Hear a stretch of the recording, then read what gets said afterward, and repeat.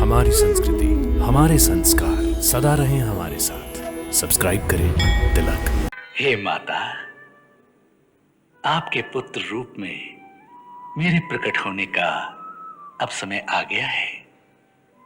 3 जन्म पहले जब मैंने आपके पुत्र रूप में प्रकट होने का वरदान दिया था, सर्वप्रथम मैं उसकी स्मृति आपको याद दिलाना चाहता हूं। हे देवी, स्वयंभू मनवंतर में वसुदेव जी स्वयं प्रजापति सुतपा थे और आप उनकी पत्नी देवी प्रश्नी थी। हमारा दर्शन कभी निष्फल नहीं हो सकता, इसलिए वर मांगो। हे जगदीश्वर, यदि आप मुझ पर प्रसन्न हैं तो मुझे एक ही वर दीजिए कि मुझे आप जैसा पुत्र प्राप्त हो। तथास्तु, तथास्तु, तथास्तु। मैंने वर तो दे दिया, परंतु वर देने के पश्चात विचार किया तो देखा कि सारी सृष्टि में मेरे समान दूसरा तो कोई है ही नहीं। एको हम द्वितीयो नास्ते। सो मैं स्वयं ही आपकी गोद में आने पर विवश हो गया।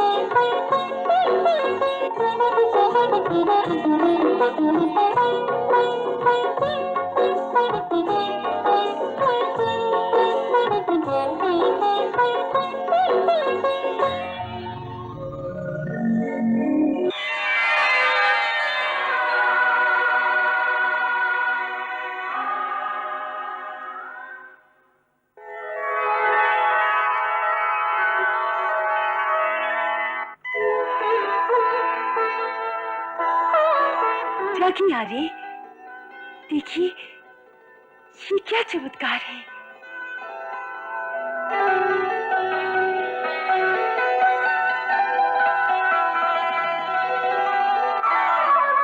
देखिए किसी ने चारों ओर फूल ही फूल बिखेर दिए हैं।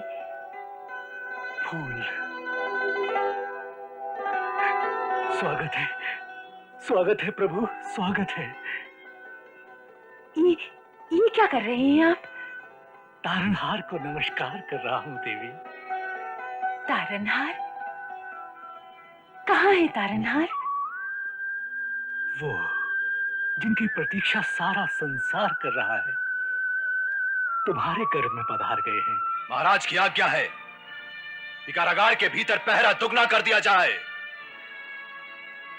और कारागार को बाहर से 8 पहर घेर कर रखा जाए ताकि कोई भीतर आने की चेष्टा भी न कर सके। ये अष्टम गर्भ है, हमें हर प्रकार से सावधान रहना होगा। विष्णु, विष्णु सामने आ, सामने आ।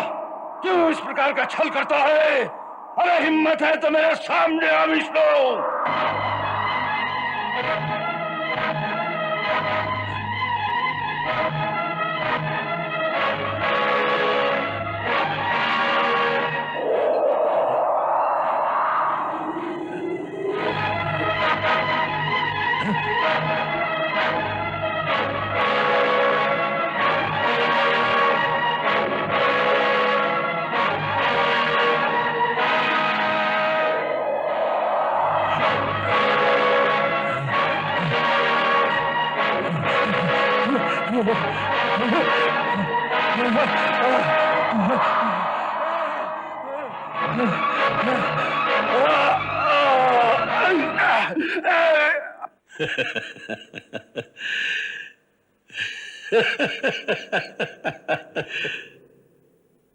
वाह प्रभु, क्या लीला है आपकी। जो पापी आपको परम शत्रु समझता है, उसके मन की ऐसी स्थिति कि हर वस्तु में उसे केवल आपके ही दर्शन हो रहे हैं। ये जो निरंतर उसके मन का तार आपके साथ बंध गया है, उसके फल स्वरूप उसे आपकी प्राप्ति अवश्य होगी। हाँ, अवश्य होगी। जो निरंतर हमें ध्याएगा वो हमें अवश्य पाएगा। यही कर्म का विधान है। तो फिर एक भक्त और एक महापापी में क्या अंतर रह गया स्वामी? नारद, तुम इतने अबोध नहीं कि इसका अंतर नहीं जानते हो। फिर भी व्याख्या चाहते हो तो सुनो। जो हमें निरंतर ध्याएगा वो हमें पाएगा अवश्य, परंतु ये भी याद रखो कि इसमें एक गूढ़ अंतर है। जो जिस भाव से हमें ध्याता है, हम उसी रूप में उसे प्राप्त होते हैं। भक्त हमें स्वामी, सखा अथवा प्रियतम के भाव से ध्याते हैं तो उन्हें उसी रूप में हमारी प्राप्ति से सुख, आनंद और प्रेम का रस प्राप्त होता है। परंतु कंस हमें शत्रु भाव से देखता है, इसलिए उसे शत्रु रूप में ही हमारी प्राप्ति होनी है। नारद, हमारा रूप सबके लिए एक सा है। उसी रूप को देखकर जहां भक्त और देवता आनंद से गदगद हो जाते हैं, वहां उसी रूप को देखकर कंस भय के मारे तड़प तड़प जाता है, क्योंकि उस रूप में उसे भगवान नहीं शत्रु दिखाई देता है। इसी भावना के कारण हमें प्राप्त करके भी वो भाग्यहीन चैन से सो नहीं सकता।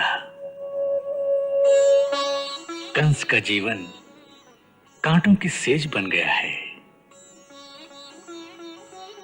नारद, जो निरंतर हमारा ध्यान करेगा उसे हमारी प्राप्ति अवश्य होगी,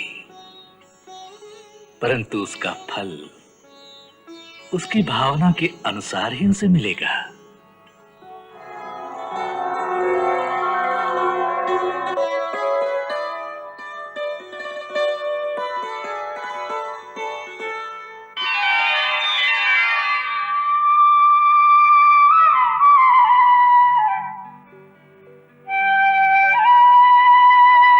हे माता, आपके पुत्र रूप में मेरे प्रकट होने का अब समय आ गया है। 3 जन्म पहले जब मैंने आपके पुत्र रूप में प्रकट होने का वरदान दिया था, सर्वप्रथम मैं उसकी स्मृति आपको याद दिलाना चाहता हूं। हे देवी, स्वयंभू मनवंतर में वसुदेव जी स्वयं प्रजापति सुतपा थे और आप उनकी पत्नी देवी प्रश्नी थी। हे देवी, हमारा दर्शन कभी निष्फल नहीं हो सकता, इसलिए वर मांगो। हे जगदीश्वर, यदि आप मुझ पर प्रसन्न हैं तो मुझे एक ही वर दीजिए कि मुझे आप जैसा पुत्र प्राप्त हो। तथास्तु, तथास्तु, तथास्तु। मैंने वर तो दे दिया, परंतु वर देने के पश्चात विचार किया तो देखा कि सारी सृष्टि में मेरे समान दूसरा तो कोई है ही नहीं। एकोहम द्वितीयो नास्ते। सो मैं स्वयं ही आपकी गोद में आने पर विवश हो गया। हे माता, मैं आपको मुक्ति का मार्ग भी बता देता हूं। नहीं प्रभु, मुझे मुक्ति नहीं चाहिए। मुझे तो आपके साथ माँ बेटे के रिश्ते का अटूट बंधन चाहिए। मेरा अंतर और उस अंतर घर को केवल ममता के रस से भर दो प्रभु, ममता के रस से। तथास्तु।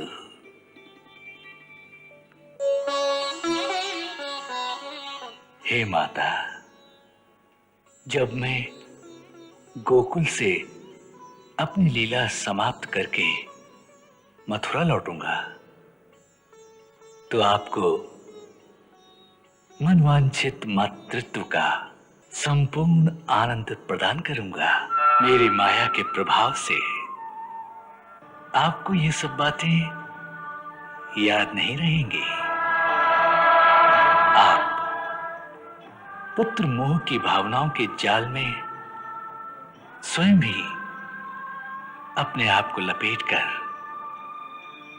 एक ओर मातृत्व और वात्सल्य का सुख और दूसरी ओर माता के भावुक हृदय की गहरी पीड़ा, दोनों भावनाओं का अनुभव करेंगी।